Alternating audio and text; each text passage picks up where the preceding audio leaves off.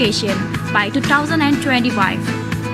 Faculty of Engineering and Informatics, established on April 17, 2014.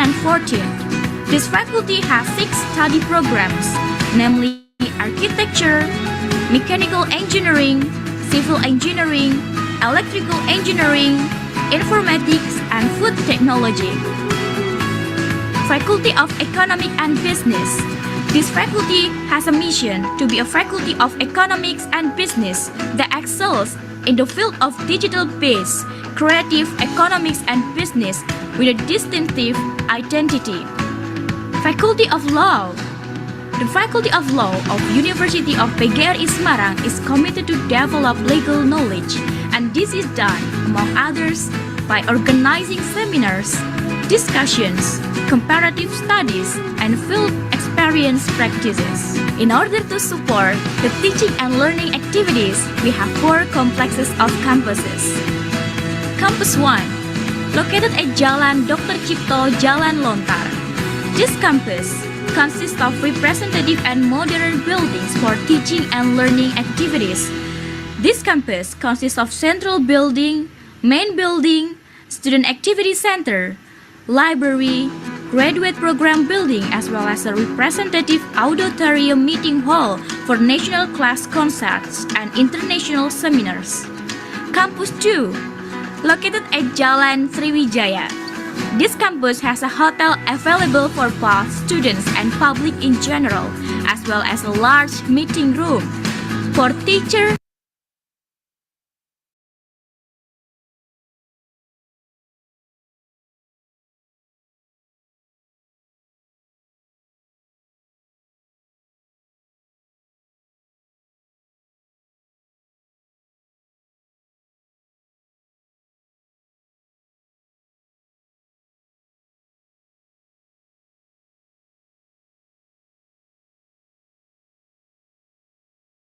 Universitas PGRI Semarang is located in the culturally strong Semarang City, Central Java Province, Indonesia. With these features, Semarang is a potential place for students to develop themselves. The spirit that drives Universitas PGRI Semarang is nationalism and religiosity. Nationalism is the spirit to unite the nation in the midst of cultural differences. We have 7 faculties consist of Faculty of Education. This faculty is the oldest faculty at our campus with the largest number of students. It has 3 study programs: the Guidance and Counseling Study Program, Elementary School Teacher Education, and Early Childhood Development Teacher Education. Faculty of Social Science and Sports Education. There are several points that become our focus in this faculty. First, the value of humanism as national identity. Second, physical health as a support for quality education. Third, the understanding of economic values as a pillar of human civilization. This faculty has 3 study programs: Pancasila and Citizenship Civil Education, Physical and Recreational Education, and Economic Education. Faculty of Language and Arts. This faculty provides education to generate language and art educators with pedagogical personnel, social and professional competence and competitive abilities in dealing with the current age development in order to develop themselves into professionals such as translator, newscasters, or journalists by making use of their language and artistic skills. This faculty has 3 study programs: Indonesian Language and Literature Education, English Education, Regional Language and Literature Education, Javanese Language. Faculty of Mathematics, Science, and Information Technology Education. This faculty has study programs of Mathematics Education, Biology Education, Physics Education, and Information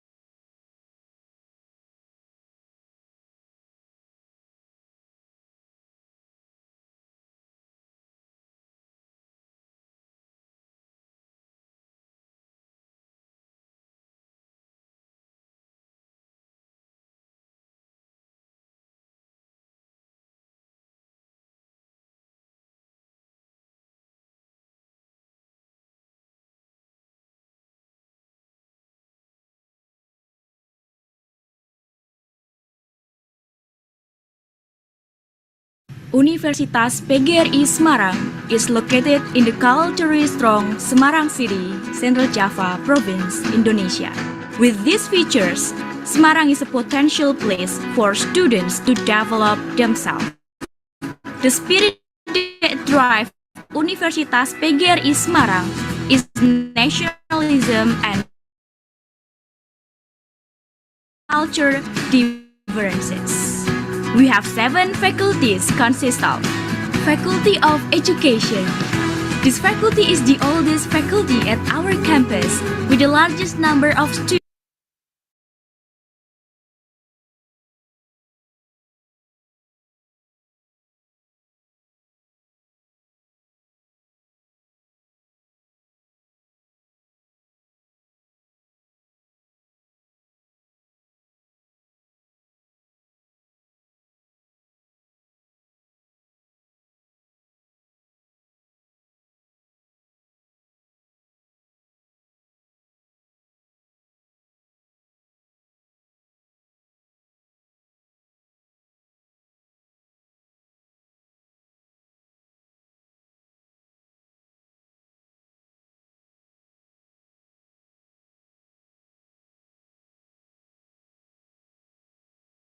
Universitas PGRI Semarang is located in the culturally strong Semarang City, Central Java Province, Indonesia. With these features, Semarang is a potential place for students to develop themselves. The spirit that drives Universitas PGRI Semarang is nationalism and religiosity. Nationalism is the spirit to unite the nation in the midst of culture differences. We have 7 faculties consist of Faculty of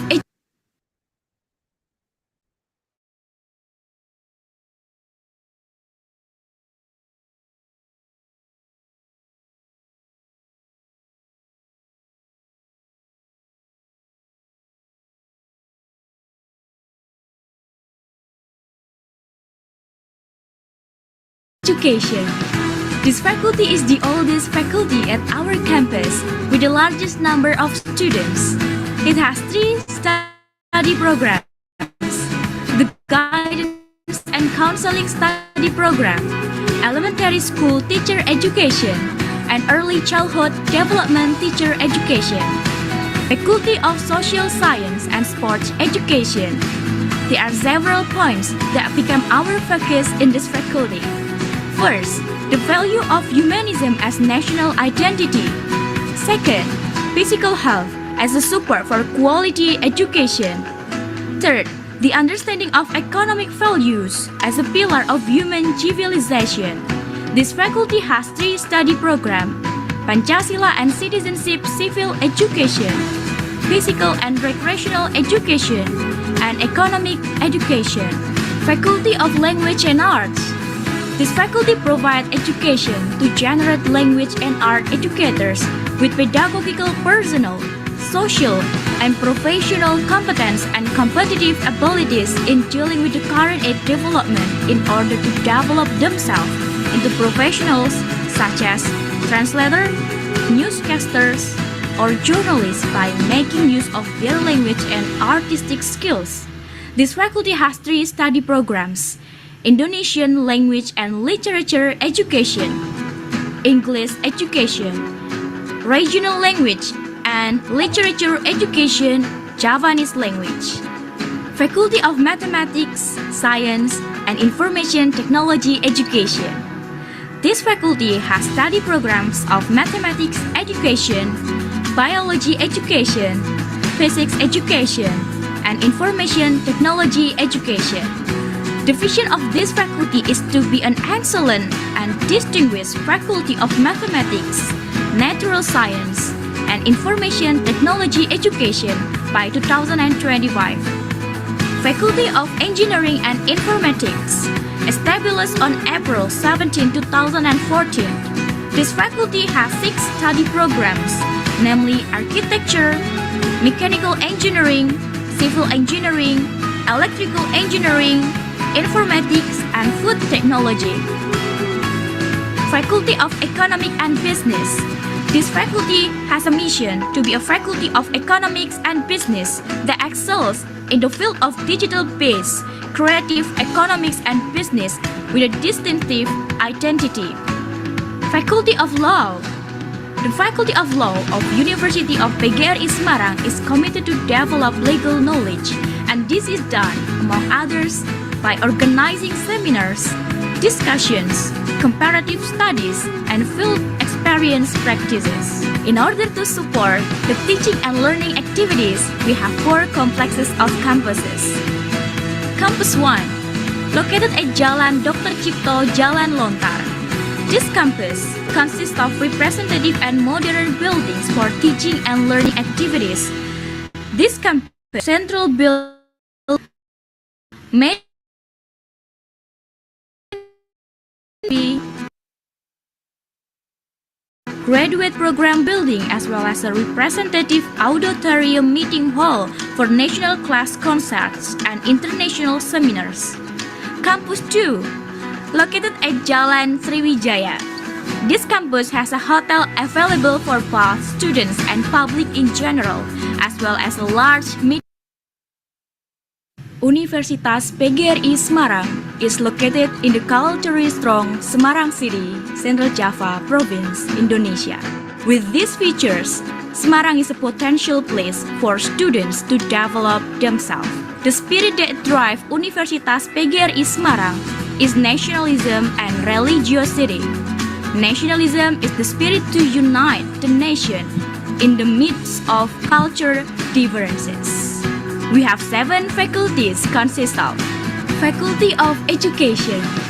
This faculty is the oldest faculty at our campus with the largest number of students. It has 3 study programs: the Guidance and Counseling Study Program, Elementary Student Teacher Education, and Early Childhood Development Teacher Education. Faculty of Social Science and Sports Education. There are several points that become our focus in this faculty. First, the value of humanism as national identity. Second, physical health as a support for quality education. Third, the understanding of economic values as a pillar of human civilization. This faculty has 3 study programs: Pancasila and Citizenship Civil Education, Physical and Recreational Education, and Economic Education. Faculty of Language and Arts. This faculty provides education to generate language and art educators with pedagogical personnel, social and professional competence and competitive abilities in dealing with the current age development in order to develop themselves into professionals such as translator, newscasters, or journalists by making use of their language and artistic skills. This faculty has 3 study programs: Indonesian Language and Literature Education, English Education, Regional Language and Literature Education, Javanese Language. Faculty of Mathematics, Science, and Information Technology Education. This faculty has study programs of Mathematics Education, Biology Education, Physics Education, and Information Technology Education. The vision of this faculty is to be an excellent and distinguished faculty of mathematics, natural science, and information technology education by 2025. Faculty of Engineering and Informatics, established on April 17, 2014. This faculty has 6 study programs, namely Architecture, Mechanical Engineering, Civil Engineering, Electrical Engineering, Informatics, and Food Technology. Faculty of Economic and Business. This faculty has a mission to be a faculty of economics and business that excels in the field of digital-based, creative economics and business with a distinctive identity. Faculty of Law. The Faculty of Law of University of UPGRIS Semarang is committed to develop legal knowledge, and this is done, among others, by organizing seminars, discussions, comparative studies, and field experience experience practices. In order to support the teaching and learning activities, we have 4 complexes of campuses. Campus 1, located at Jalan Dr. Cipto, Jalan Lontar. This campus consists of representative and modern buildings for teaching and learning activities. This campus consists of central building, main building, student activity center, library, graduate program building, as well as a representative auditorium meeting hall for national class concerts and international seminars. Campus 2, located at Jalan Sriwijaya. This campus has a hotel available for both students and public in general, as well as a large meeting room for teachers.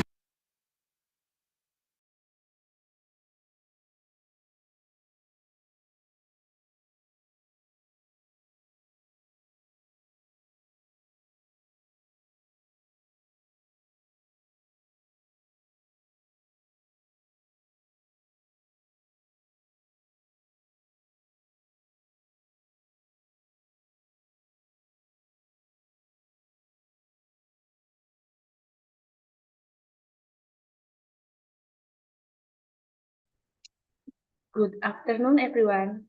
Welcome to our third lecture series collaborating between Faculty of Law, Universitas PGRI Semarang, and University India. The Excellency Dr. Nur Hidayat, as the Director of International Office Affairs of Universitas PGRI Semarang. The Excellency Ms. Mega Novita, PH, as the Dean of International Division of Universitas PGRI Semarang. The Excellency Dr. Banu Prakasnuna from RV University, India. Honorable Dr. Wahyu Widodo as the Dean of Law Faculty of Universitas PGRI Semarang. Respectable all the audiences and participants of this event. Firstly, let's pray and thanks into our God who has been giving us mercies and blessings so we can attend and gather in this event. Ladies and gentlemen, welcome to third lecture series collaborating between Faculty of Law Universitas PGRI Semarang and RV University India, with the theme Migrant Smuggling in Asia and Pacific, Current Trends and Challenges. Thank you very much for attending our invitation. I am Indah Putra Diziribu as the Master of Ceremony. I would like to read this agenda. The first agenda is opening. The second agenda is singing the national anthem, Indonesia Raya and Indian national anthem. The third agenda is speech. The fourth agenda is discussion by the speakers. The last agenda is closing. Well, before beginning the agenda, let's open our agenda. May the agenda run well. Now we are going to the second agenda, deliver our national anthem Indonesia Raya and Indian anthem.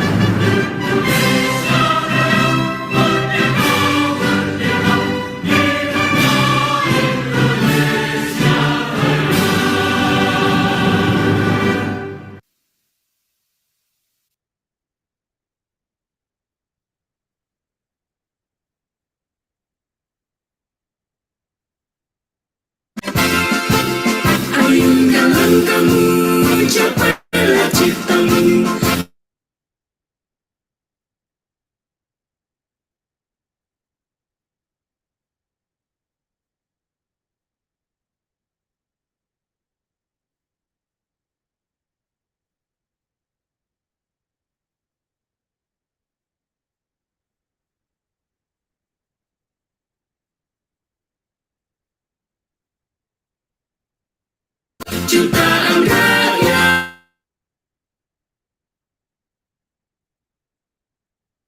kerana bangsamu berpedoman Pancasila.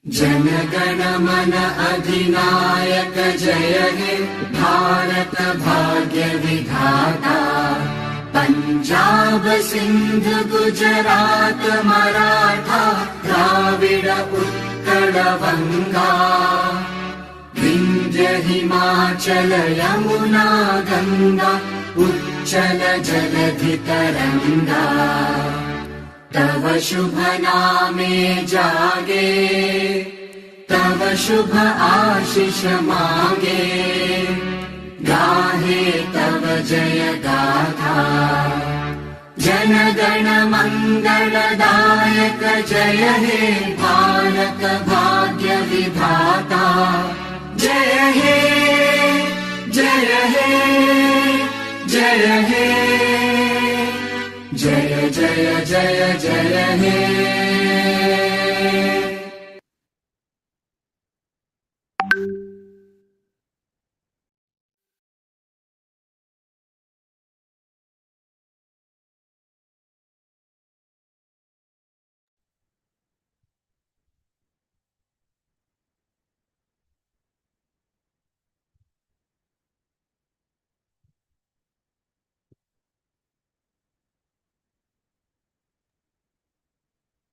Thank you very much. The third agenda is speech by some speakers. The first speaker is the Director of International Affairs UPGRIS. To Dr. Nur Hidayat, the time is yours.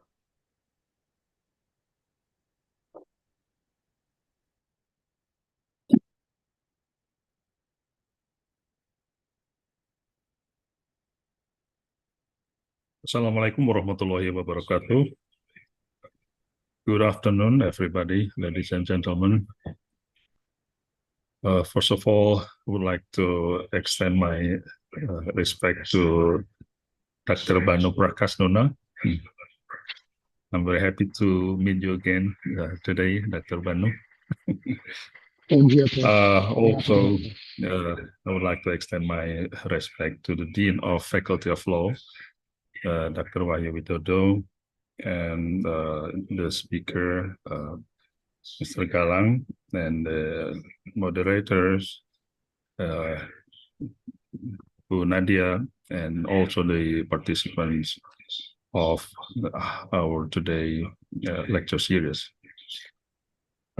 Secondly, on behalf of Universitas PGRI Semarang, I would like to express our deep gratitude to RV University, the Faculty of Law of RV University, particularly Dr. Banu Prakas, for our collaborations, for the opportunity given to us to collaborations with RV University in this case lecture series. It's really a great honor for us, for UPGRIS and Faculty of Law of UPGRIS, and our privilege to have collaborated with RV University, as we know, very esteemed university, well-known university in India, in the particularly in the of the Faculty of Law, with their research on victimology and other areas in relations with victimology, as we have already understood. Yeah. And Dr. Banu, we would like to say that this kind of collaborations, a lecture series that we have already initiated, indeed improve our academic atmosphere in our faculty. in which many of us are challenged to participate and to get involved in, let's say, international lectures, yeah, in which all the lecturers are supposed to present their presentation in English. And this is a great challenge for many of our fellow lecturers. As you have understood that English for Indonesian is the foreign language. It is not a second language as it is in India. So when dealing with a presentation in English, being engaged in international conference or seminar which is presented in English, it is really a great challenge for many of Indonesians fellow lecturers.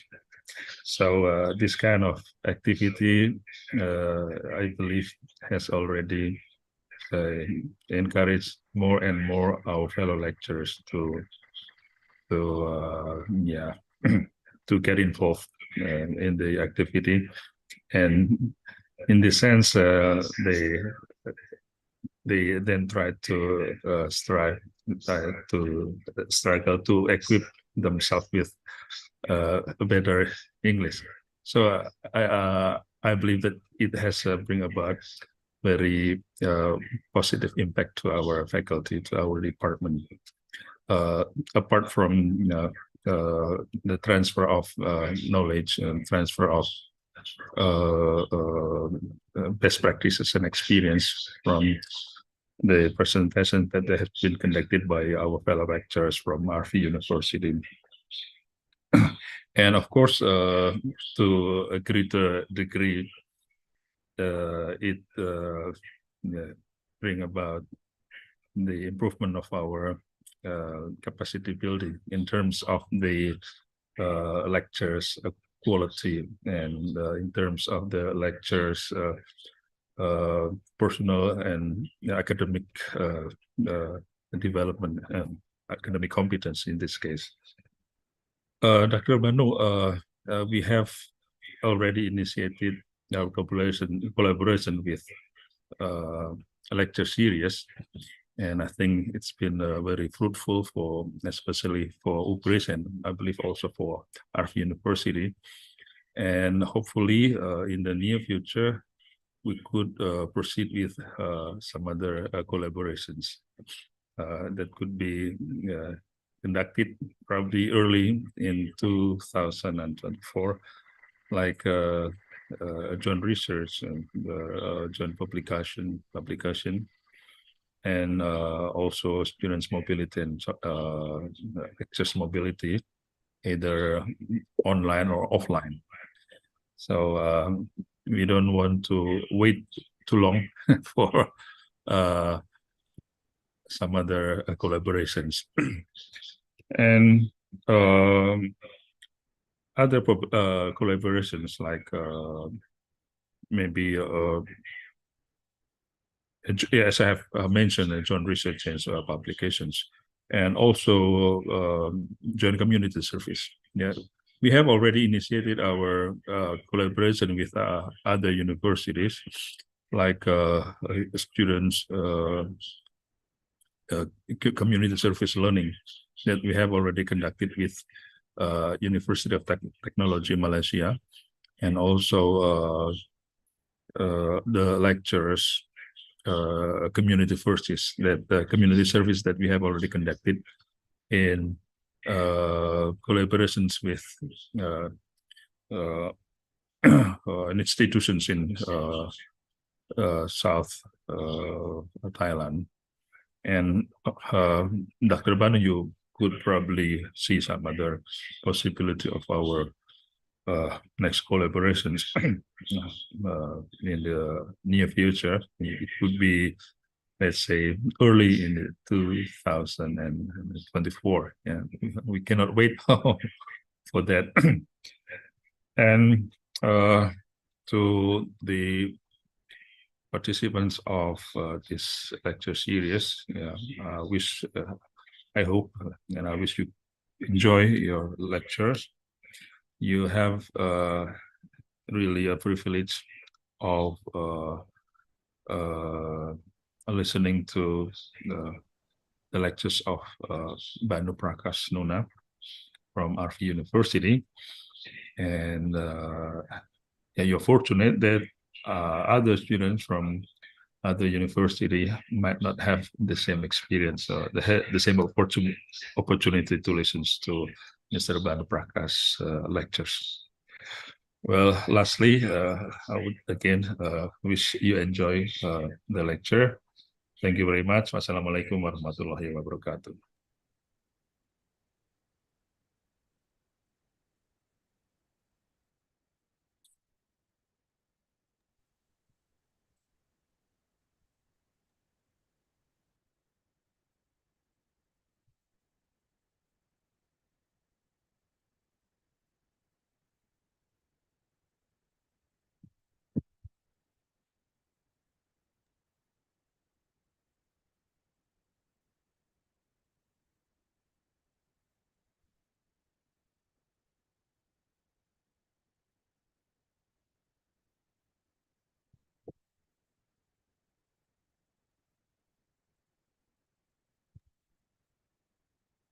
Okay, thank you very much for the presentation of the material that Dr. Nur Hidayat. The second speaker is Dr. Banu Prakash Nuna as the representative from RV University, India. The beautiful time is yours. Yep. Thank you, moderator. Am I audible? Can you all hear me?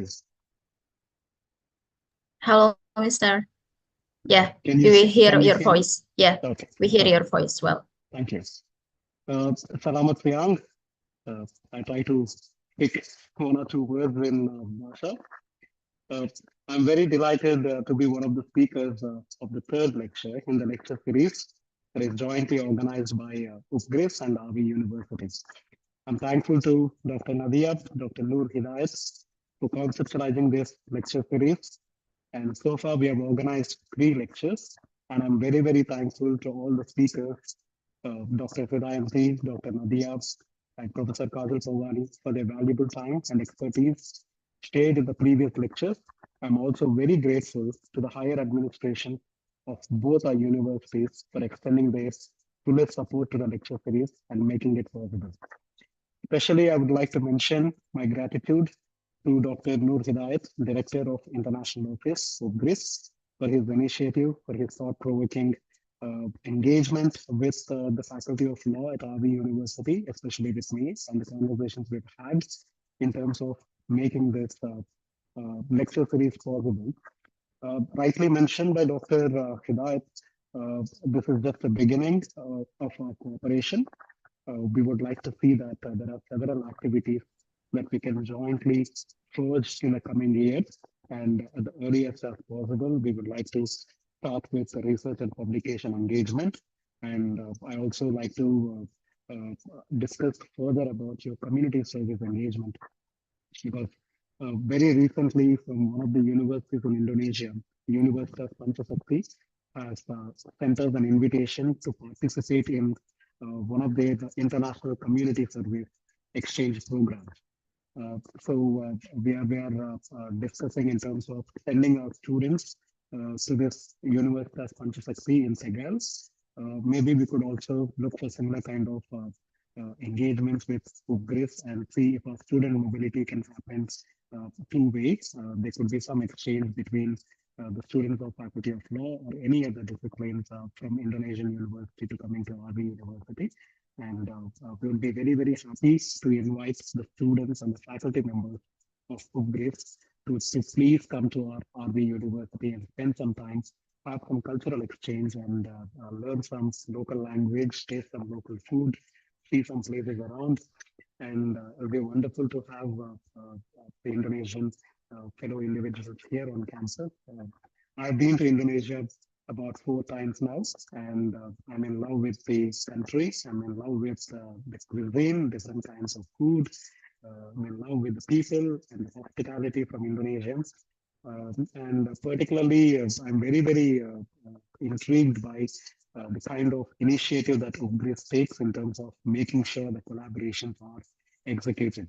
So we see a lot of these collaborations that we do with other universities. They immediately go into dormant stage. Nothing happens after you sign an MOU.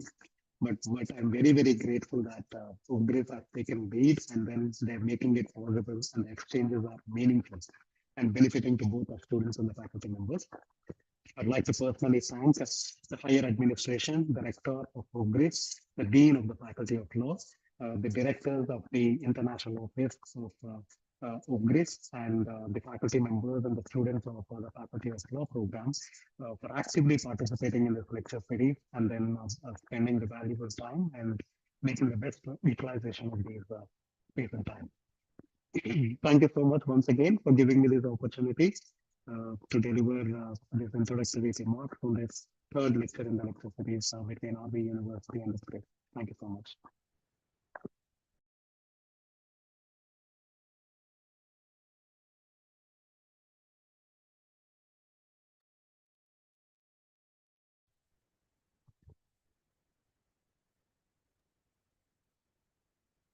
Okay, thank you very much for the material presentation by Dr. Banu Nuna Prakas.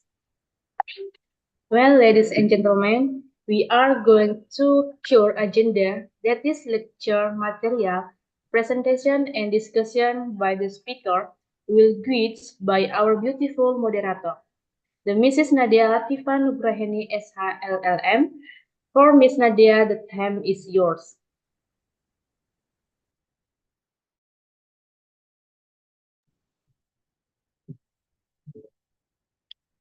Well, thank you so much for our beautiful Master of Ceremony as well. So, dear audiences, good morning, good afternoon, good evening, even good night, because we realize that we are from different continents. So, we have a very different time zone as well. Welcome, dear audiences, in our third lecture series, again organized by International Office Affairs of Universitas PGRI Semarang, collaborating between RV University India and Law Faculty of Universitas PGRI Semarang. So thank you so much for participating this very beautiful agenda. Again, welcome to our third lecture series on the big theme, migrant smuggling in Asia and Pacific, current trends and challenges. Dear audiences, as we know that migrant problems now being a very crucial in this world. So desperate to find places to live, migrants are forced to rent comparatively small, overcrowded and overpriced apartments or houses. By pooling resources of several families, they manage to pay these overpriced rents. Ironically, they are not only the victims of a failed housing policy, but they also becomes drivers of rising rents for everybody.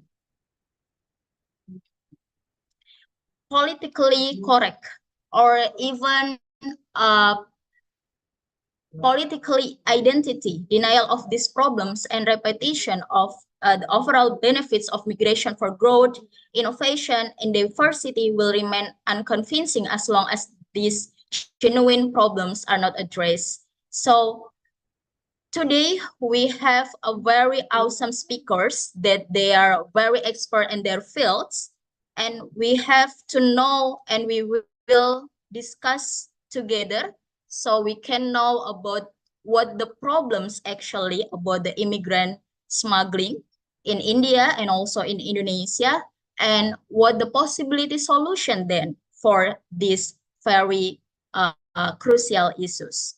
So this lecture series will divide it into two sessions. The first session, we have again our awesome speaker, and our student is very familiar with him because Mr. Banu also involved in our first and our second lecture series. And now, again, welcome Dr. Branu Pakas Nuna. Okay, I will greet him. Hello, Dr. Branu. Hello, Dr. Nadia. Thank you Yeah, for the how invite. are you doing? Good? I'm doing very well. Thank you so much. Good Okay, to see you. thank you so much. Yeah. Dr. Banu, he is an assistant professor and director, Center for Victimology Research and Victim Assistant of RV University, India. And the second session, we have another speaker from Law Faculty of University PGRI Semarang. We have Mr. Tubagus Galang Windy Pratama. Hello, Mr. Tubagus Galang. Good Have you afternoon, entered Mrs. Smith Nadia. Okay. Good well, afternoon. Okay, you have entered to the room. Good. So the first session, we have Dr. Branu Prakash Nuna. Without further ado, please, for the beautiful time, for yours. Thank you, Dr. Nadia. Thank you, Dr. Tabagas, for being the co-speaker for today's conversation. Yeah, so with time enough, I think let's get to the material. So please allow me to share my screen.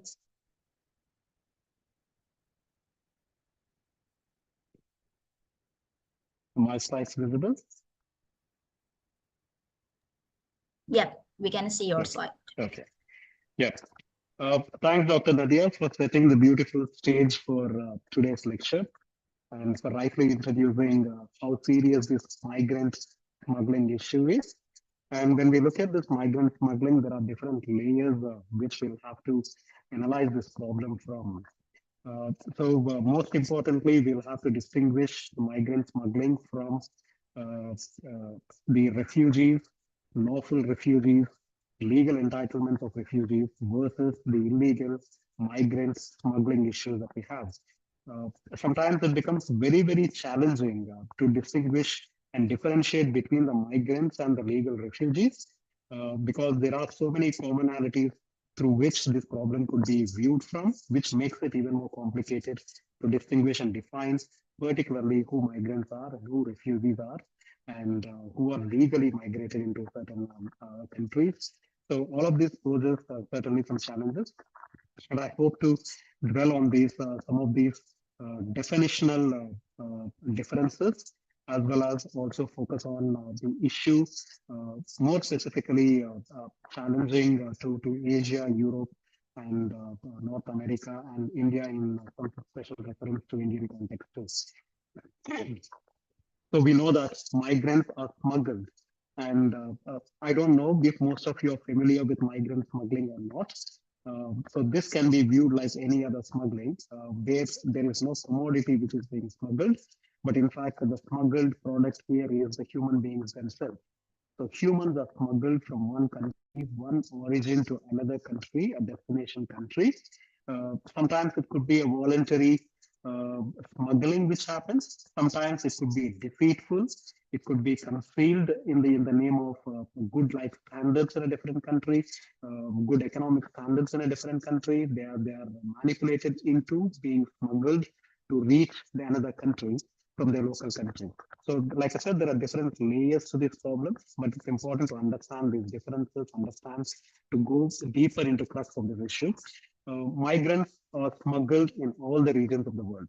There's no doubt. It's not localized to one particular area or one particular country or one particular state or region. It is diverse. It is uniformly present across the globe. The problems are faced by several countries. And then most importantly and interestingly to look at, some of the countries like India are the victims of the migrant issue, where you have people from other neighboring countries encroaching illegally and coming and staying in our countries. At the same time, India is also a provider of migrants to several countries in the world. So meaning many people migrate out of India and then go to different countries. Some of these migrations are illegal. Some of these migrations are can be referred to as smuggled in the smuggling context. So in this graph, you see that there are several countries which are victims as well as providers of migrant issue. And how many migrants are smuggled? It is very, very difficult to put a number to this issue because one is it's also because of the definitional challenge we have. Who do we qualify as a migrant? Who do we qualify as an illegal migrant? Whom do we qualify as a smuggled migrant? There are definitional differences in that, and that also can complicate the numbers quite a lot. However, if you look at year-wise statistics given by UNHRC, United Nations Human Rights Commission or convention, you see that about 2.5 million people were smuggled in 2016 year alone. And this smuggling is very, very lucrative business. It's very, very economical, like any other businesses where smuggling happens. Even with immigrant smuggling also, it makes a lot of money.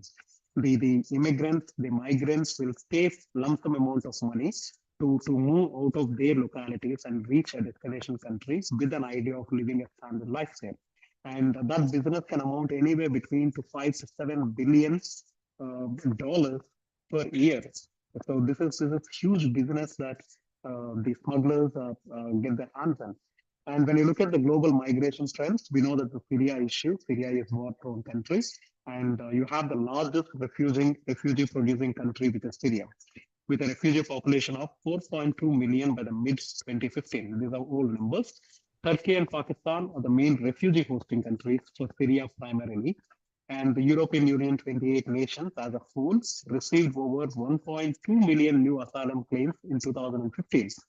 And children represented nearly 33% of first-time asylum applicants in the EU in 2015. Now we also see that wherever there is war-prone nation, wherever there is some economic crisis happening in a particular country, people of that nations prefer to move out of the country and go to other neighboring countries with a hope to have better standard of life. And so you can see that there is definitely a predisposing, precipitating factor for migrant issue. So now you can also observe this phenomena happening in with Russia and Ukraine context. So people can migrate out of either Russia or Ukraine with the fear of having to not have a good life when they stay back in the same country. With a hope to get a better life, they would want to migrate out of these countries. So wherever, whenever there is a war situation happening in any particular country, or when there is an economic crisis, or when there is political crisis happening in a particular country, when there is destabilization of governments of a particular country, right, you see that there is increasing trends of people migrating out of that particular country to other countries. So which is a quite common phenomena that we observe across the globe. It is not particularly localized to any particular country. It is universal phenomenon. And what is irregular migration? It is important, like I said, there are definitional challenges when it comes to identifying who a migrant is, who is a legal migrant, and who is an immigrant. Okay. An irregular migration, it denotes movement that take place outside the regulatory norms of sending, transit, and receiving countries. So the three different kinds of countries that we'll have to pay attention is there is a sending country, meaning a migrant moving out of their local community, their local countries. And there is a transit country before they arrive at a destination country. There is a rule violation happening, there is a law breaking happening, both at the origin country, the transit country, as well as at the destination country. These are illegal migrations that are happening. From the perspective of the sending country, it is, for example, crossing an international border without a valid travel document. Like, for example, if I have to come to Indonesia, I need to have a valid passport. I need to have e-visa on arrival. Before I enter into your country, I will have to apply for a visa on arrival document, which needs to be issued by the government of Indonesia. And I'll have to have a valid plane ticket, an accommodation proof. All of these are my legal requirements before I put my step or board the plane to Jakarta, for example, right? I need to have all these documents readily available. So these are my legal requirements to enter into Indonesia. Let's say a person without these documents entering into Indonesia. Now you call them as an illegal migrant. And if they're especially smuggled by people or organized network of smugglers to send these people to Indonesia, then that process is called smuggled migration. It is irregular migration. It is not regulated. It is irregular. Regulation is having valid documents.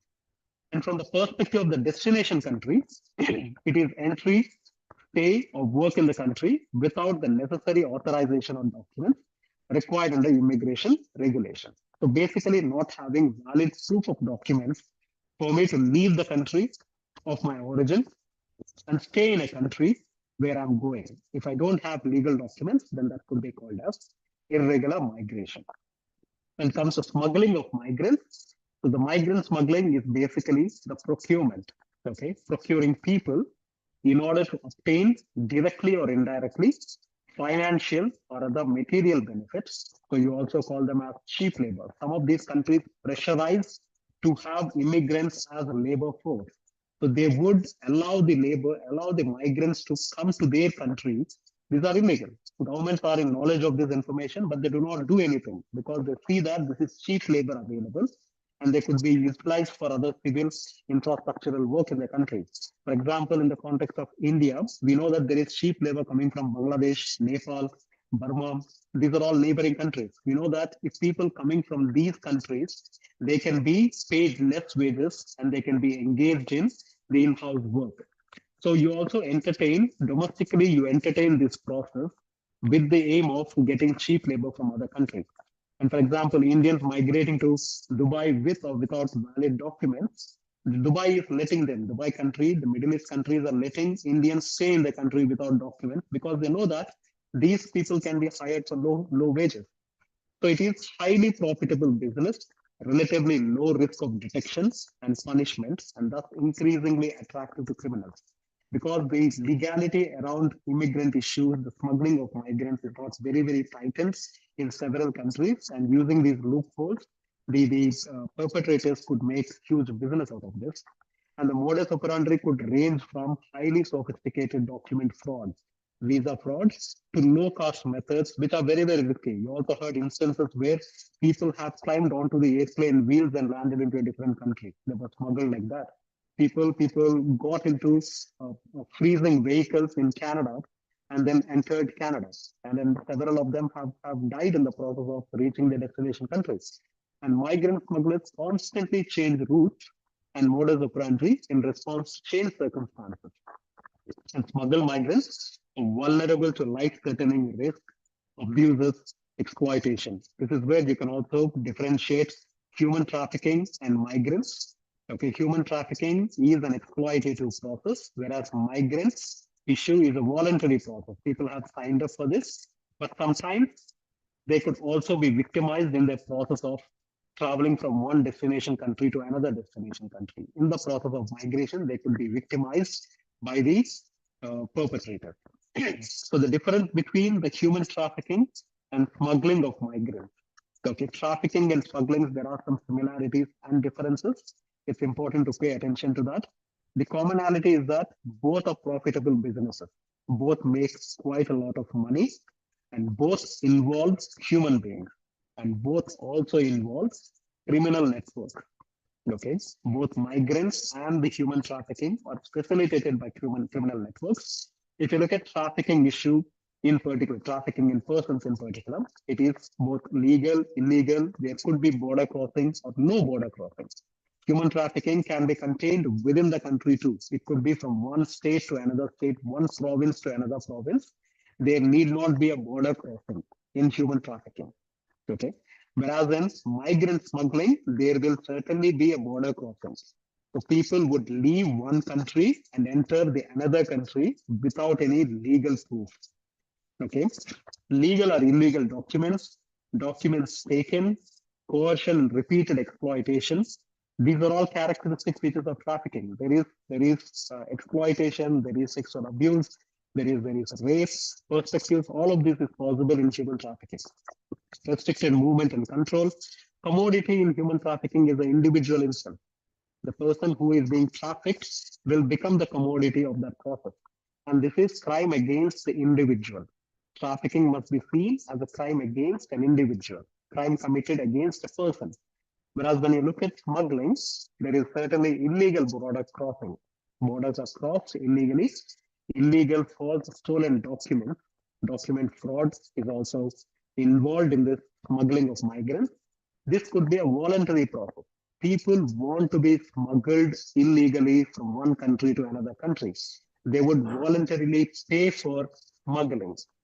Commodity here is not the individual, commodity here is a service of migration, right? The movement, facilitating the movement, like providing a vehicle for you to leave your country and reach another country, or providing a boat for you to enter another country through water boat, right? Or buying a plane ticket and sending you with a visa fraud document and sending you to another country, okay? Forging documents, all of this. It's a service and there is a movement. Crime against here is committed against the state. In human trafficking, the crime is committed against the individual, whereas in smuggling, migrant smuggling, the crime is committed against the state because there is violation of immigration rules and the legal requirements of that particular country. And smuggling of migrants is a big business with high profit. Sometimes it involves very, very low risks for the organized crime criminals, but poses very, very high risk for the migrants themselves. Aggregating information on what is known and reported according to UNODC, it is found that in 2016, at a bare minimum along selected routes, 2.5 million migrants were smuggled in just 1 year. About 2.5 million migrants were smuggled to different countries in the selected routes. We're talking about known routes alone. There could be several routes that are unknown.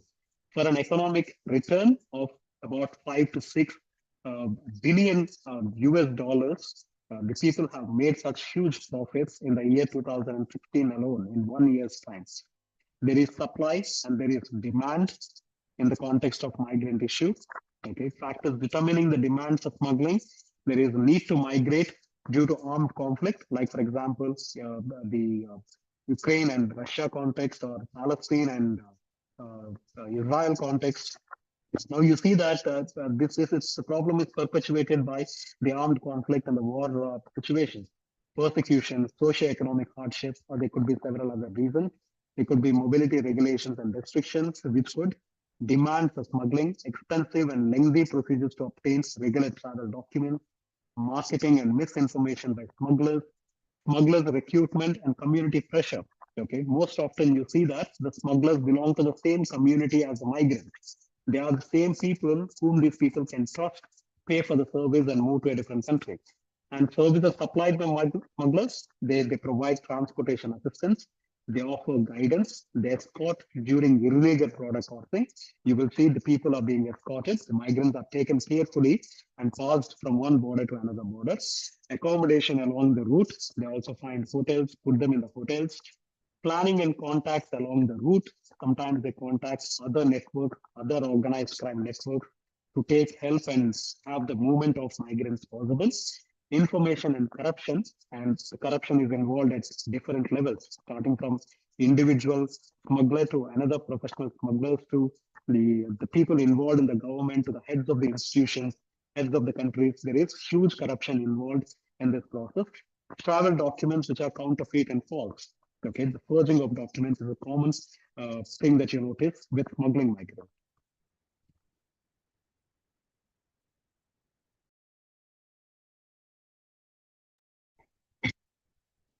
Smuggling fees, it will be dependent on the risk of detection.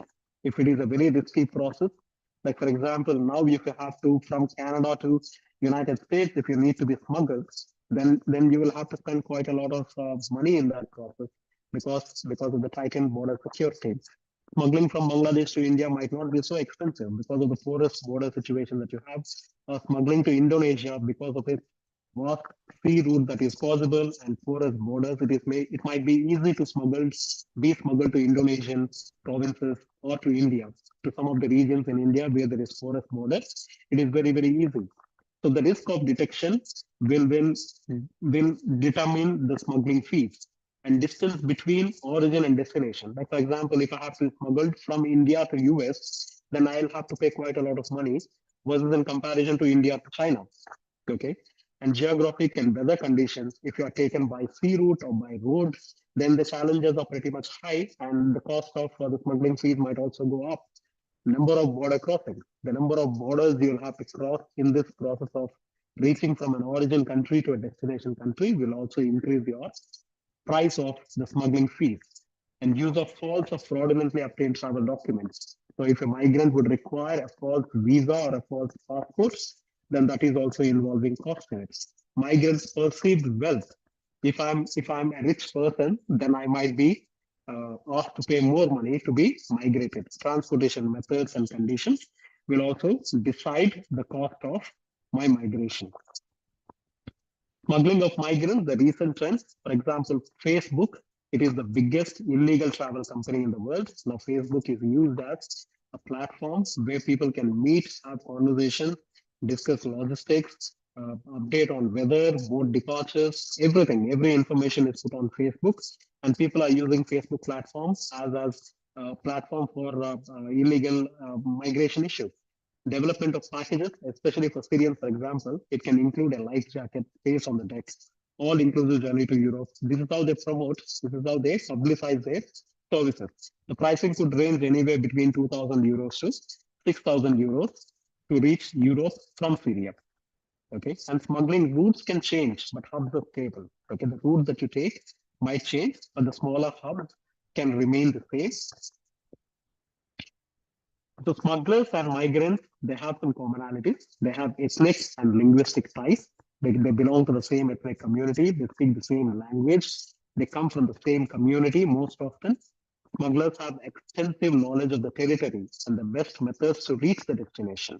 These are the people who have crossed the borders illegally several times. They've understood the weakest areas to enter the different countries. They know that where are these areas where there is less security and easy access to the land or the sea routes. So the organization of migrant smuggling, the hierarchically, it could be, there are 4 different kinds of organizations, hierarchical, networks, mixed, and individual. Hierarchically, it could be well organized, often long journeys across multiple borders. In the networks, you could see several networks where there is minimal collaboration between the networks happening. Sometimes it could be mixed, where there is mix of networks and individual smugglers. So individual smugglers might contact these professional networks to facilitate the process of movement. And there could be sometimes individuals operating on their own. It could be individual smugglers often acting opportunistically and maybe a resident of the border areas in the other country. Like for example, people living in the border areas of India and Bangladesh, they could be individual smugglers. They could facilitate the movement of Bangladeshis to India and likewise. And the business of smuggling, it is different activities at different stages. At origin, you see that there is recruitment and publicizing the services. Along the route, you see there is transportation service, there is housing service, there is border crossing service. All of these are provided by the smugglers for the pay of money. At destination, you see arrangements for stay. They will be provided with temporary housing facility. There might be some assistance with providing the searching for menial jobs to start off with. Different ways to organize smuggling would include comprehensive package from origin to destination. Right, it could be sold as what do you say, a recreational package or a tour package. Several independent or connected legs can be involved. Territorial control by smugglers. Corruption, like I said, is rampant. It is spread from different levels, from the level low to the level high. And several people have been involved in this process of corruption. Smuggling networks may have links with other criminal organizations. Okay, and to pay for the right to safe passage for migrants, to hand over migrants for extortion of ransom, robbery, or other abuse. So all of these, they have networks and they have connections with other professional networks. Migrant smuggling can be deadly. We have seen in the newspapers, in the news, that there are several instances where illegal immigrants ended up succumb to death because of the harsh condition. Migrants can be abused, assaulted, raped, exploited, and killed in the process of their migration. There could be death due to drowning. This is also a very common scenario that we see. These over capsized boats with migrants have drowned, and several people have lost their lives in the process of migrant smuggling. Deaths due to vehicle or train accidents, land routes, and there could be other reasons. There could be deaths due to harsh conditions, Like for example, when migrants are smuggled in freezers in the vehicles in the Canada situation, from Canada to US, people are smuggled in the freezers kept in the vehicles, and but they lost their lives in the process. And we have seen several such instances. And boat accidents are also very common because these oversized boats, over-capsized boats, drown and leading to the death of the migrants. When it comes to Indian scenario, so this is in the general context. When it comes to Indian scenario, India is a significant country of origin for irregular migrants leaving for Europe, Gulf region, North America, and Southeast Asia. People from India move out to these countries, primarily to Europe, North America, Southeast Asia, and Gulf region. Destination countries in these regions are Hong Kong, Japan, Malaysia, Oman, Republic of Korea, Saudi Arabia, Thailand, and United Arab Emirates. So we move out to European countries, to North American countries, to Middle Eastern countries, to Southeast Asian countries most frequently. In the Indian scenario, according to United States authorities, considerable numbers of Indian nationals try to enter the United States irregularly each year. About 250,000 Indian nationals were residing in the United States illegally in 2011. Canadian authorities detect several hundred smuggled and irregular migrants from India each year. So the numbers are quite staggering. About 97% of irregular Indian migrants detected entering Canada by air between 2008 and 2012. Several of these illegal migrants, they go on a travel visa or a short-term visa, but they never return back to India. They stay in UK, they stay in United States without coming back to our country. India is also a destination for irregular migrants from Bangladesh, Nepal, and Sri Lanka. According to UNHCR estimates, at the end of 2019, around 87,165 Sri Lankan refugees were living in India. So India takes in people from neighboring countries like Sri Lanka, Bangladesh, Myanmar, and about 25,000 Bangladeshi migrants enter India irregularly each year. So you see, it's not just people moving out of India to other countries, but you also have a situation where people illegally enter from the neighboring countries into Indian territory. The current trends will involve cross-border movements. Okay, these are the changing trends now. There is cross-border movements. India shares borders with several countries. Individuals attempt to enter the country illegally, smuggled across borders, especially from Bangladesh. Economic factors often drive individuals to seek better opportunities. The desire for improved economic conditions may also fuel this migrant smuggling. Trafficking nexus, there may be instances where migrant smuggling is linked with human trafficking. Sometimes these immigrant smugglers rely upon the trafficking networks to facilitate the movement process. So because of this access of the common channels, common routes, there could be victimization happening to migrants as well. Use of smuggling networks can and organized crime groups may facilitate the movement of migrants across borders, which could be very risky.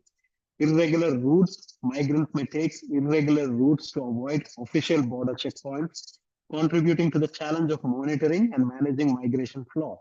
It's very difficult and very challenging because the routes of migration change very frequently to avoid border checks.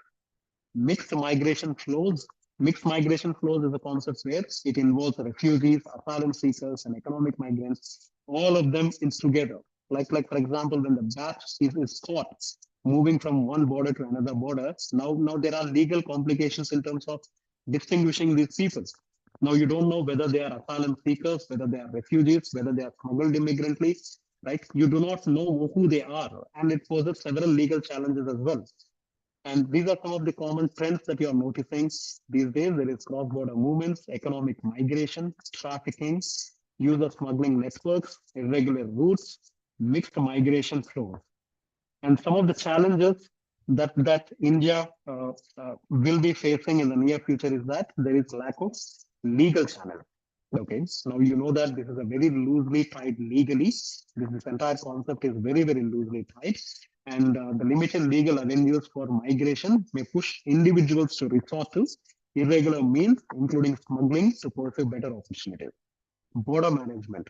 With porous borders and long borders, especially in the context of India, you have several thousand kilometers of land border with Bangladesh. And you also have several thousand kilometers of sea borders with Sri Lanka, with Bangladesh, right, with Myanmar. The land borders are so long, it is very, very difficult to monitor those borders, which allows space for a lot of opportunities for immigration happening, illegal immigration happening across the borders. The vulnerability of migrants. So you know that a lot of these migrants are economically weaker or socio-economically not very strong. They are motivated to have a better standards of life in another country. And there is also a possibility of them being exploited. They can also become victims of abuse, victims of human trafficking during the smuggling process. They are very, very interconnected. At the same time, they pose quite complex challenges when it comes to handling them. And identification and documentation. We've understood that a lot of this is channeled through a fraudulent documents. So identification and document verification can also pose several challenges in terms of handling immigrant crisis, immigrant issue. Collaboration and information sharing do require an effective addressing of migrant smuggling, requires collaboration among different countries and improved information sharing to disrupt smuggling networks. A lot of these countries have to come together in terms of handling these challenges together. Policy and legal frameworks also are pretty lenient. They need to be tightened. Protection of vulnerable groups. We know that women and children are more vulnerable in this process. So there has to be extra measures that need to be taken in order to protect and ensure that women and children and the minority groups are protected in the process of addressing these challenges. Awareness and outreach. There is lack of awareness about the risk associated with irregular migration and smuggling, and it may take individuals, and individuals may fall prey to smugglers. Some of the other challenges are international cooperation. So there is a huge gap in the process of international cooperation. Countries must work together, extend cooperation in terms of addressing these migration issues and data collection and research. And we know that migrant smuggling is not so well researched. It is a quite recent phenomenon in terms of research and activity driven. People have started noticing that this is quite a big issue, and a lot of research is being pumped into this particular area of work now. But it's important that you have a lot of data gathered and a lot of international exchange of data done in terms of understanding the deepness of this problem further. Okay, so that is all from me for now. Terima kasih. Thank you so much for listening to me, and I'll take some questions, maybe possibly towards the end.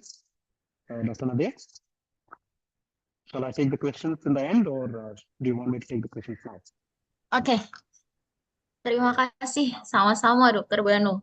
Thank you so much for a very comprehensive explanation.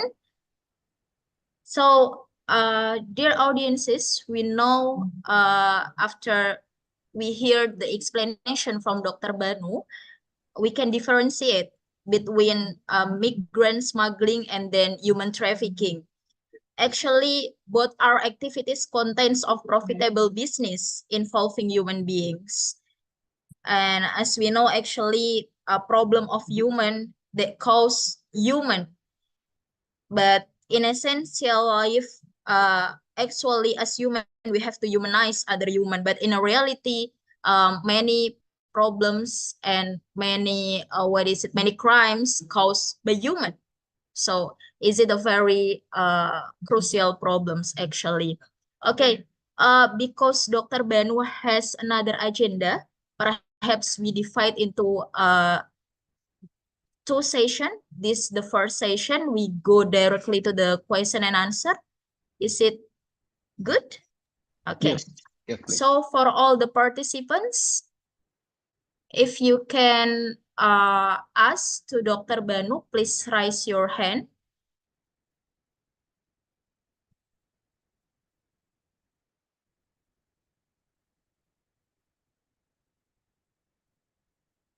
Okay. Oh, nice. There are some participants raise their hands. Okay, I will choose one by one. First, Sylvia Dewi Agustin. Okay, you can introduce your name and then deliver your question. Okay, Sylvia, please, time is yours. Thank you, Nadia. Hi, Sylvia from PGRI University. Permission to ask, how about the Indian law to tackle illegal immigrant workers? What kind of punishment? Thank you. Thank you, Sylvia, for the question. There are some laws within the Indian framework.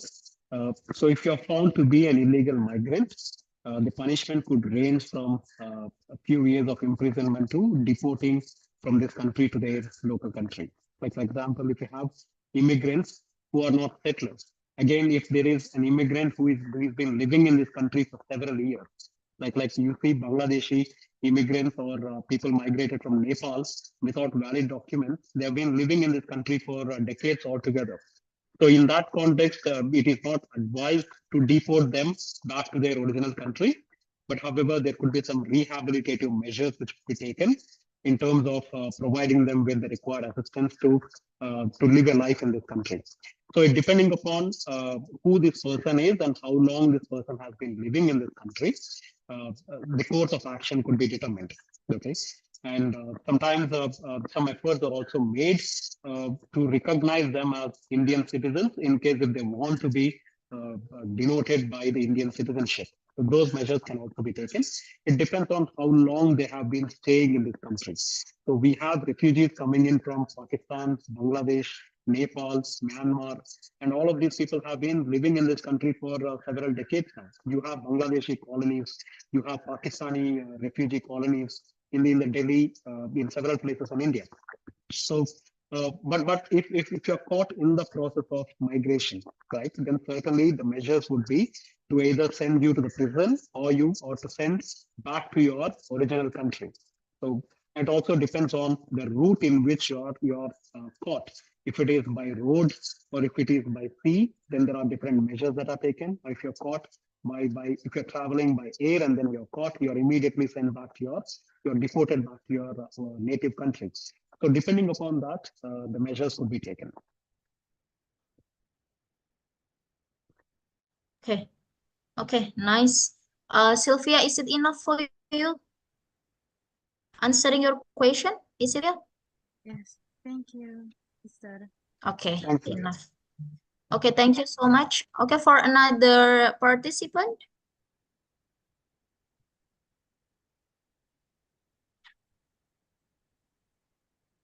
Dear Naila, okay, time is yours. Naila Putri.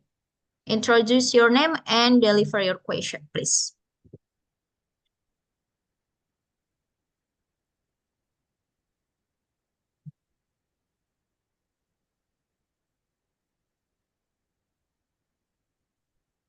Can't hear, Naila.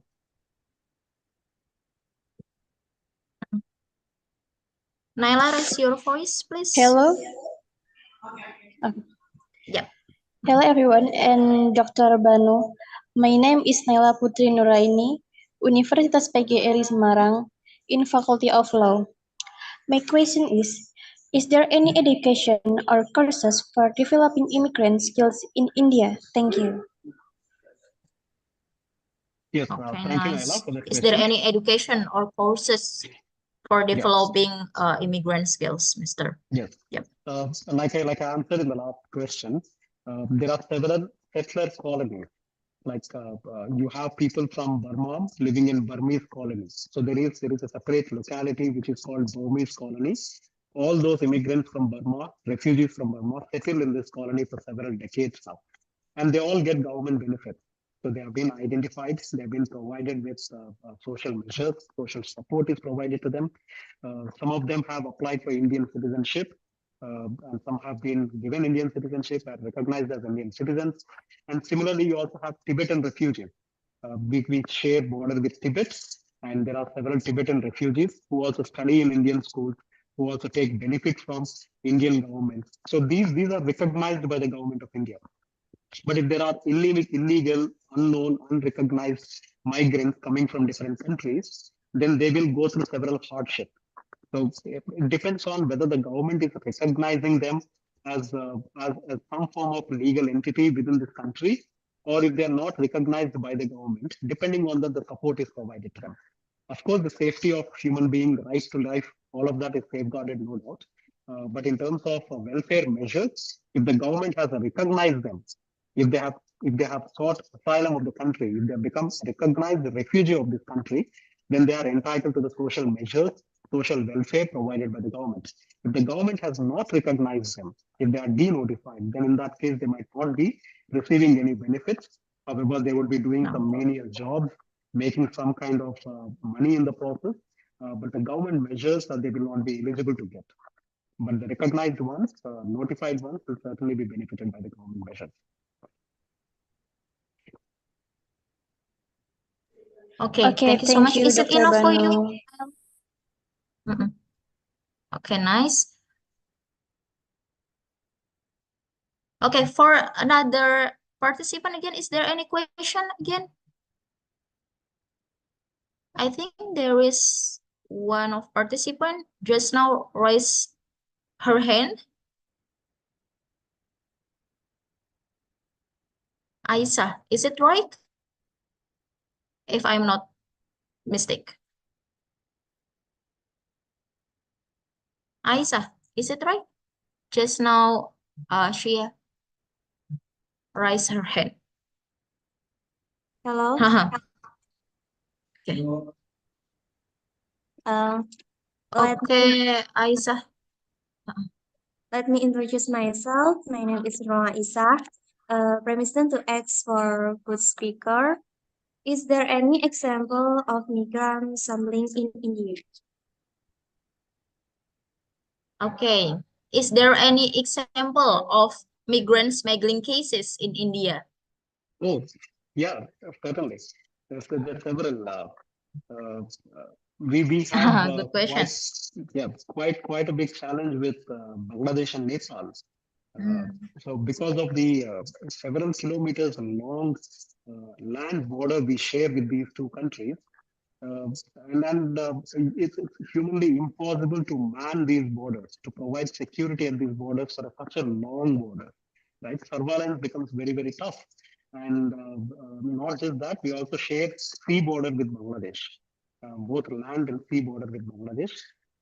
So monitoring, having surveillance in these borders becomes very, very challenging.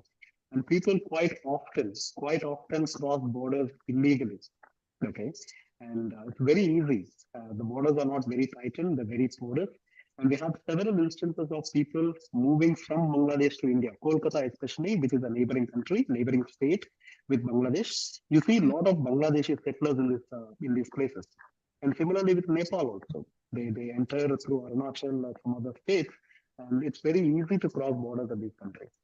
And then sometimes, because through land border you don't require visa, especially for Nepal, you would not require a visa. And sometimes people come here and they don't go back, right? They live more than their intended stay. And so the country has been victims of migrant issue. At the same time, we've also been a cause for some other country. We've been a problem for some other country as well. So quite often there is problem with Bangladesh, there is problem with Nepal and Sri Lanka. In my slides also I've mentioned some numbers where you have about 250,000 immigrants reaching from Sri Lanka to India every year. And similar kind of numbers from Bangladesh and Nepal, right? So a lot of people cross borders illegally. Yes. And it's a huge business for Bangladeshi criminal networks. Yes. Mm. So it's a very crucial problems as well in India. Mhm. Okay. Okay, enough for you, Aisa? Yes. Thank you. Okay, thank you so much. Welcome. Okay. Is it any other question again? Okay, no one. Okay, maybe we can continue to another speaker, to another session. Mr. Banu, thank you so much for your very precious time, for your dedication to us. Perhaps our connection and our collaboration is not stop here, but we can go forward for another chance. Thank you so much, Mr. Banu. Thank you so much. Thanks a lot. Okay. take your time for another agenda. Thank you so much. Thanks. Okay, next, dear audiences, we can go to another session with the second speaker, Dr. Tubagus Galang Windy Pratama. Yeah, he is the head of the Law Studies Program in Law Faculty of Universitas PGRI Semarang. So, Mr. Tubagus Galang will deliver such a very awesome material as well. And I think we will have a fruitful discussion again. So Mr. Galang will deliver the migrant smuggling current trends and challenges focusing in Indonesia. And as we know, is it a very crucial problems as well. Perhaps we can discuss about Rohingya situation in Indonesia, right? So without further ado, please welcome our awesome speaker, Mr. Tubagus Galang. Time is yours. Okay. Okay. Good afternoon and good evening for Mr. Ban Prakash. Thank you very much for the given time, Ms. Nadia Latifah. I am here representing the Faculty of Law of PGRI University, are given the time and occasion to talk about the illegal immigrant in Indonesia. And at this time, I especially talk about the recent cases of Rohingya in Indonesia. So, before we start, I thank you for Mr. Banu Prakash to have attend this occasion. Mr. Banu Prakash, thank you very much. I representing the Dean of Faculty of Law, Mr. Dr. Wahyu Widodo, would like to thank you. And after this, we may have further discussion for research or joint research and other uh, things we can do together. Okay. And then in regards to my themes today, that is the Rohingya, before we start, I would like to express my opinion that in the previous lecture of Mr. Branu Prakash, he said about the illegal immigrant that there is a discrepancy about the illegal immigrant and refugees, that the definition is collapsing each other because the definition of illegal immigrant is the definition of refugees is still not yet clear, and that makes the refugee illegal immigrant can come to the developed nation to under the pretext of refugees. Okay. Without further ado, I would like to present my slide. Okay.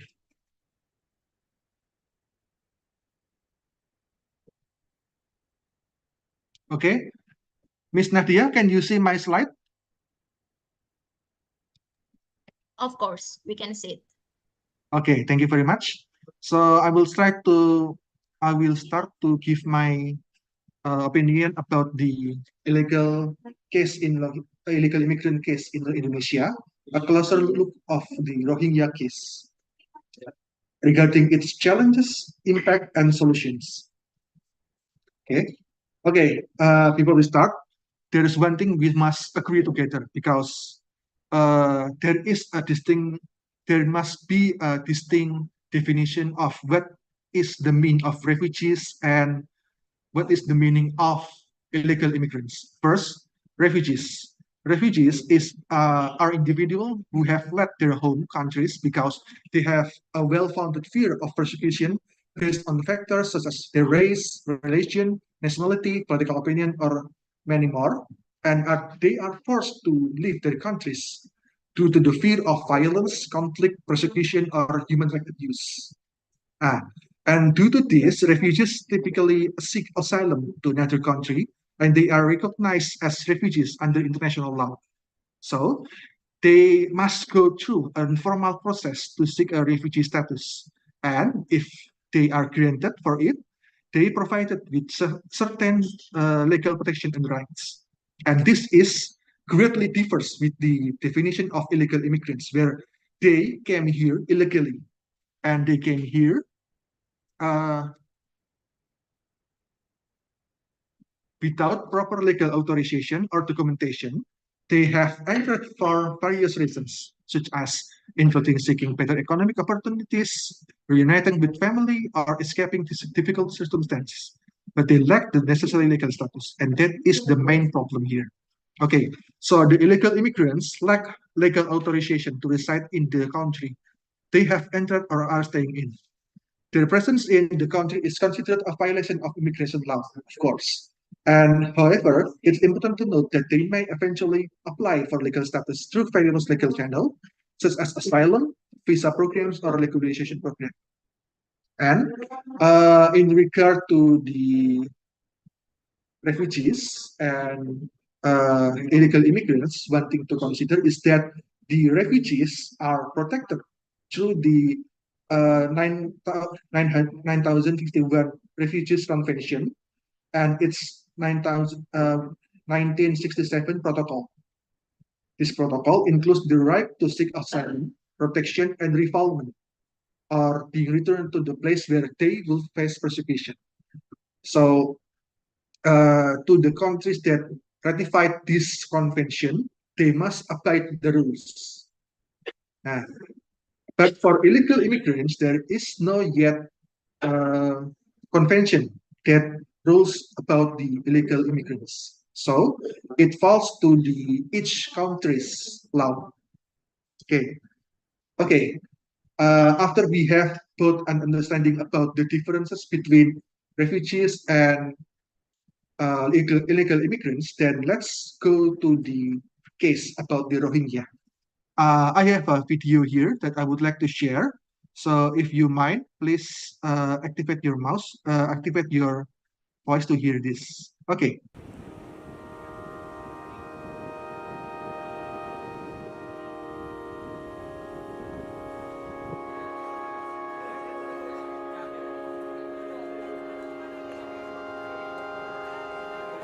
Pada prinsipnya kita sebagai umat manusia, umat yang beragama, dan tentu kita membantu salah kadar minuman, makanan, dan tempat untuk istirahat 1-2 jam, dan kemudian kita akan memberi kesempatan kepada pihak UNHCR untuk bertindak lebih cepat, karena bukan masyarakat desa ini tidak menerima, tetapi tempat dan fasilitas yang memang tidak mendukung. Dan kita memastikan semua pengungsi yang tiba di Kabupaten Pidi ini menerima kebutuhan dasar yang terutama adalah makanan dan minuman, karena pastinya mereka sudah di laut berhari-hari ya, lebih dari 2 minggu barangkali, dan memastikan kebutuhan medisnya, karena ketika sudah berada di lautan selama berhari-hari pasti ada yang sakit, pasti ada yang butuh pertolongan. Jadi 3 hal itu yang pertama sekali kita pastikan, dan juga memastikan keamanan di lokasi setempat.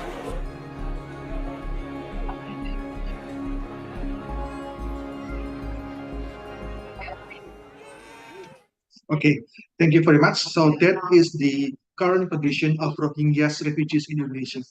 So Rohingyas in Indonesia are commonly known as the boatmen or manusia kapal in Indonesia are refugees, or I should say an ethnic Muslim minority group from Myanmar, or formerly known as Myanmar, where in their home countries they faced persecution and violence in their home for decades, leading many of them to seek asylum in neighboring countries, including Indonesia. So they have been coming here in waves, starting from the late 2010s till now, 2023. Okay, so my purpose here is to provide a solution based on my research that I have conducted, and I am open to discussion about the problem that is faced by Indonesians right now. Okay, let's talk. First, there are several challenges that are faced by the Indonesian regarding the status of Rohingyas in Indonesia. But I personally agree that it needs to be quickly apprehended, because if we talk about Rohingyas, just starting from the late November 2023 up to now, yesterday, 19 December 2023, there has been a documented 1,800 Rohingya refugees just in the span of less than 2 months that came in Indonesia, in Aceh, starting from the Pidi Island, and it spread then to various sites in Aceh, and it has been increased day by day. So it is a serious problem that needs to be tackled immediately. And then one thing to be considered is that Indonesia help the refugees not because they are obliged to do, because Indonesia has not yet ratified the 1951 Refugees Convention or the Geneva Convention of 28 July 1951. So Indonesia has no obligation to accommodate the refugees. And that is the main problem because the Rohingya that comes to Aceh has been here since the late 2010, and their status as a refugees is questionable because, as I said before, and as Mr. Banu Prakas has states that the definition of refugees is people that fled from their countries because they have a fear that they are being violated, being killed in their home countries. But many of the Rohingyas that came here because they seek for a better life. So why is that happening?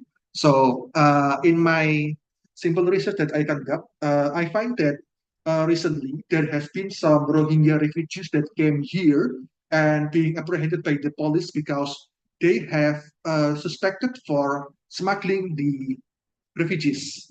So these people came to the Indonesians with their fellow refugees, but he charged some amount of money from their fellow refugees uh, being so that he can go inside of Indonesia. Now, these peoples of Rohingyas came here, as you can see by the video I showed you before, came here using an old ship. But from the police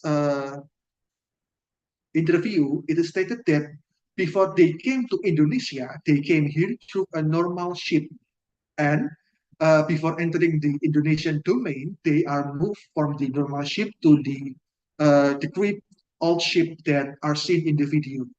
So it is questionable if we can say that is the people of Rohingyas here are truly our refugees? Are they come here because they are being persecuted, or coming here because they want a better life?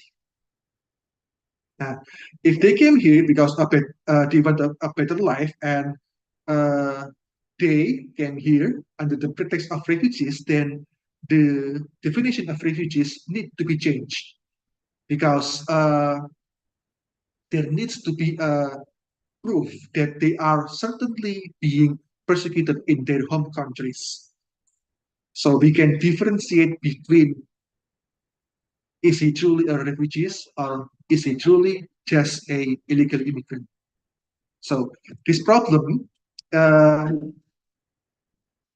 arose because based on my research, there are various problems that arose due to the illegal immigrants, or I should say in this the Rohingyas immigrants, such as first the strain of resources, because these refugees when coming into Indonesia, they need a resource such as food, uh, place to stay, and water, and many more. They need a daily necessities, healthcare, education, housing, and food.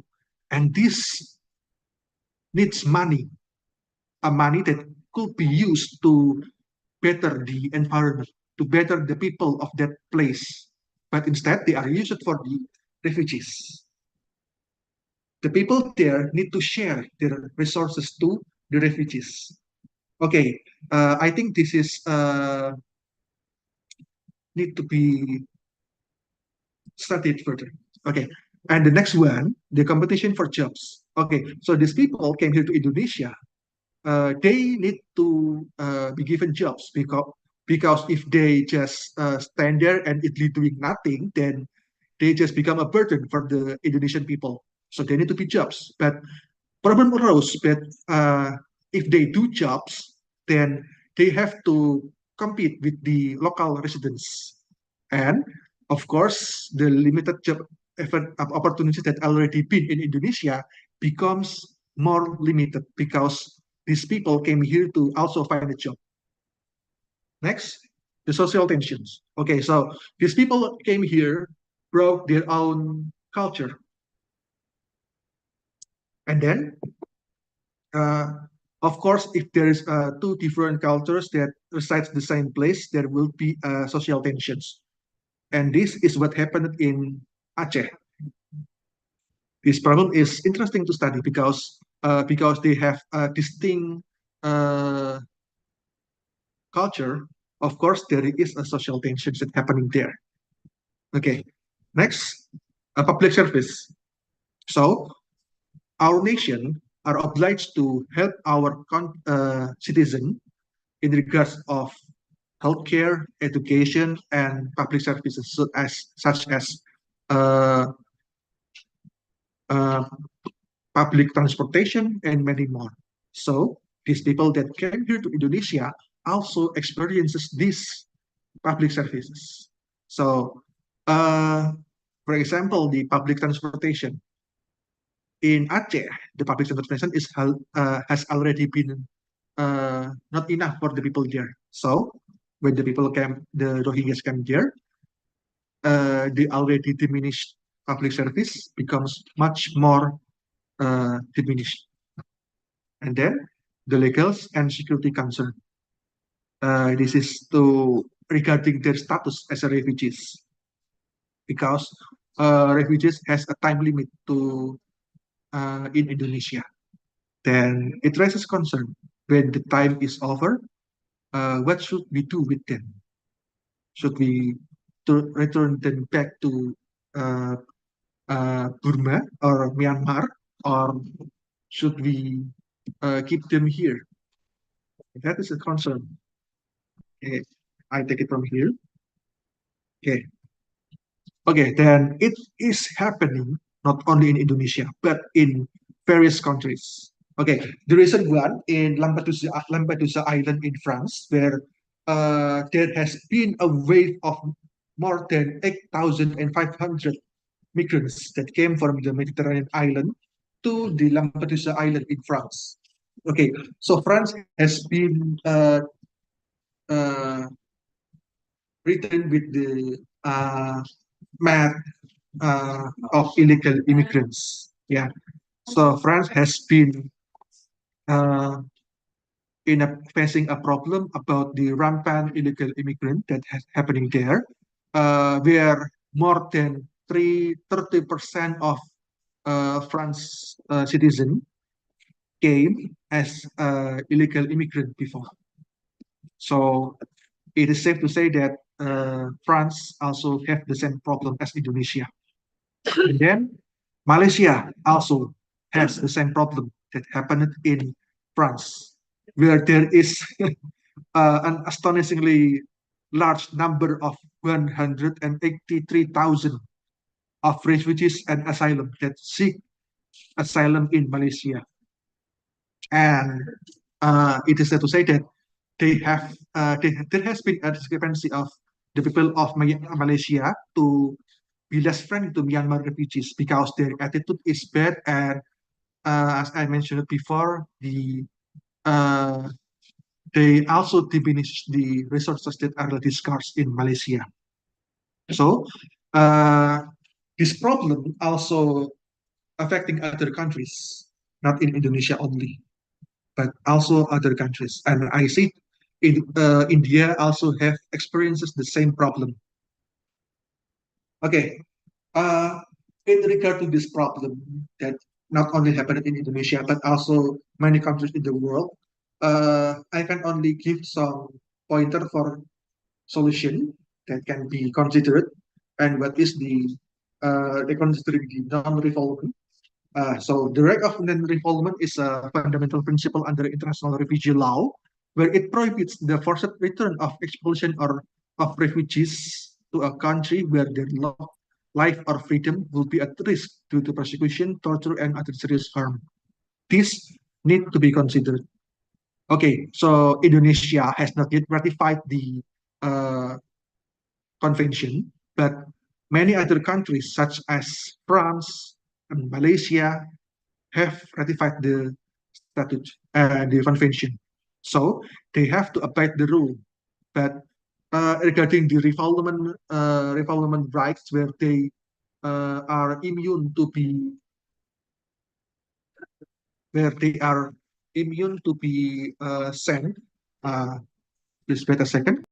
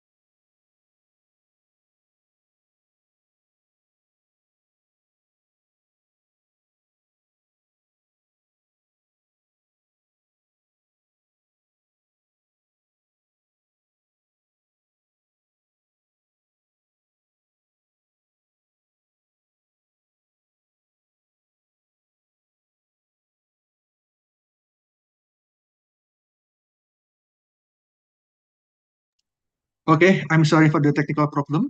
Continuing the speech from before, the refoulement is a right given to the refugees where they are immune to be sent back to their former countries, because if they are sent back to their former countries, there is a risk due to persecution, torture, and other serious harm. So it is to be considered. But this very refoulement rights is a problem itself, because by giving the refugees refoulement rights, uh, they can reject the Indonesian government effort to return them back to their countries, because uh, they state their refoulement rights. So there needs to be reconsidered a non-refoulement rights, where if the refugees reject the offer given by the Indonesian government, they can forcefully send them back to their own countries. Or we can also consider other solutions, such as protection from arrest and detention. Okay. Ah, uh,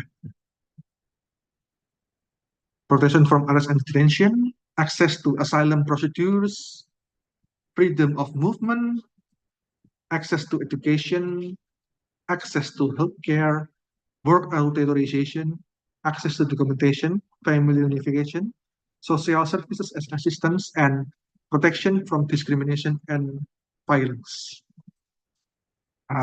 It is all of the solution that I propose that can be considered to the existence of the Rohingyas refugees in Indonesia. So, in conclusion, what I can give to the presentation today is that in regard to the Rohingyas problem in Indonesia, especially because they came here because they need a better life, because they are in fear, because in their home country they are being persecuted and sometimes violated and killed. That is undeniably true. But we also have our nation have the obligation to prosper our citizens. We have resources. That is true. But the resources are used for the people of Indonesia, as stated in the 33rd point 1 of the Indonesian constitutional law, and it ultimately arrived to one simple question in regard to the Rohingyas: which one do you choose, nationalism or humanity? Okay, and that is all I can give you today. If there is any question, I'm open to discussion. Thank you very much. I return the time back to our esteemed moderator, Miss Nadia Latifah. Your time is now. Okay, thank you so much, Mr. Tubagus Galang, for the very comprehensive explanation today. Such a very systematically explanation. Actually, we can know regarding what the problem it is, what the current trends, and what the challenges, even what the possibility solution for the migrant issues in Indonesia. Yeah. Then we can go to the discussion for all the participants. Perhaps we can directly discussion. Please raise your hand if you have any question for us. Okay. Again, Nurul Aisyah. Okay, please deliver your question. Permission to ask for the speaker. How is the law implementation also enforcement can protect immigrant workers from gender, tribes, also religion discrimination? Okay, such a very good question, Mr. Tubagus Galang. Perhaps you can directly answer. So I cannot hear correctly, Mrs. Nurul Aisyah. So can you repeat the problem first? Okay, perhaps I will explain what her question it is. Her question is regarding the implementation and the enforcement of Indonesian law regarding the discrimination to immigrant workers for their tribes, their gender, or their religion. So how the implementation and the law enforcement about that. Okay, so in regard to the immigrant citizen that came to Indonesia to work, how to protect them, and according to the Indonesian law, is that correct, Miss Ngaisa? Yes. Hello? Okay, thank you very much. So,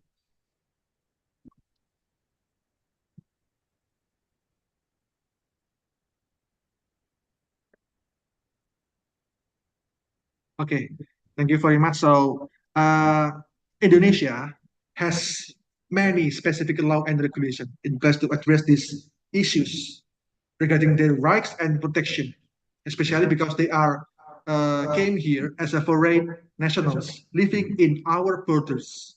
So the first law is the immigration law, because Indonesia has an immigration law where they came here using visa as a worker first. So they came here protected by their own countries using their visas, as stated in the immigration law. So the second one is the employment regulation. So the second one is regarding the employment regulation. So our nation has a laws regarding the employment, not only for the Indonesian citizen, but also to the foreign citizen that came to Indonesia to work here.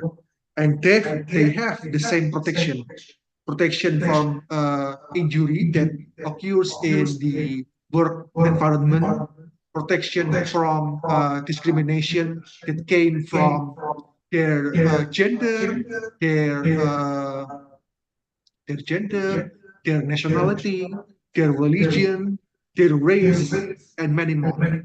It is as stated in Indonesian employment law. And the third one, of course, it is in our Indonesian human rights protection, because as stated in the Indonesian Constitution, we have and we must uh, protect our citizen and uh, our foreign people that came here to work in our place from discrimination, from persecution, and from other harm that may occur to them. Okay, that is all I can give. Is that suffice, Miss Nurul Ngaisa? Okay, is it enough for you, Aisa? Yes, thank you. Okay. You're welcome. Okay, thank you so much, Mr. Gala and also Aisa. Is there any question again from other participant? Please raise your hand.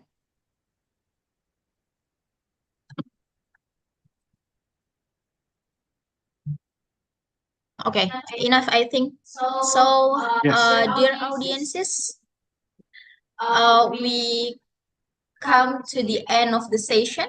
Is it closing?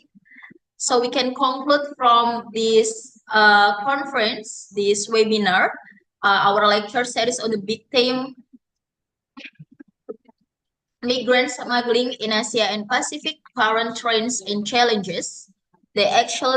We can differentiate between human trafficking, migrant smuggling, with the definition, both of them, and we can see what the problem it is and what the possibility solution actually.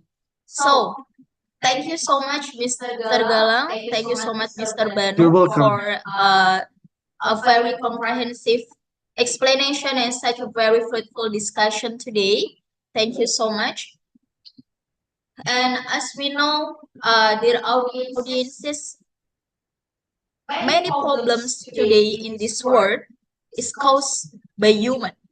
So migrant smuggling or even human trafficking caused by human. But as we know in this life, yeah, in essential life, actually as women, we have to humanize other women. So we hope that we can be a very good woman that can humanize and respect other women. So actually, the best solution is not working by the judge or the task or the assignment by the prosecutor or the police only, but we are as the society, we have to hand in hands together to tackle the problems and finding the solution. Okay, thank you so much for a very fruitful discussion today. Please, dear audiences, perhaps we can have a photo session before we ending the session. To all the audiences, please open your camera and then we can have a photo session. Okay, please open your camera. Oh, nice. Okay. We can see your face now. Beautiful and handsome. Nice. Okay, I will count, and to all the official, please take our photos, right? Okay, 1, 2, 3.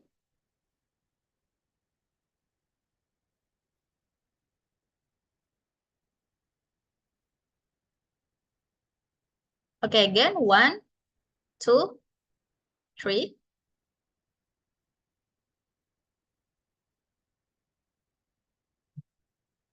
Again, 1, 2, 3. Okay, thank you so much for the participants. And then I will give back to our beautiful master of ceremony.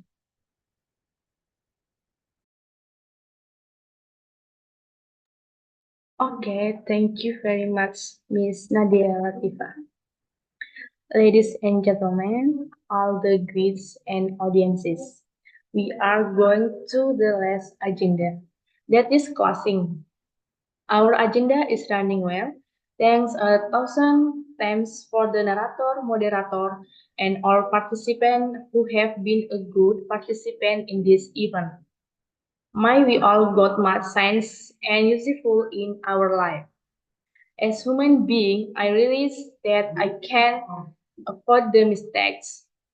I represent all committee would like to say sorry if we have a mistake. Thank you very much. Thank you for your nice attention.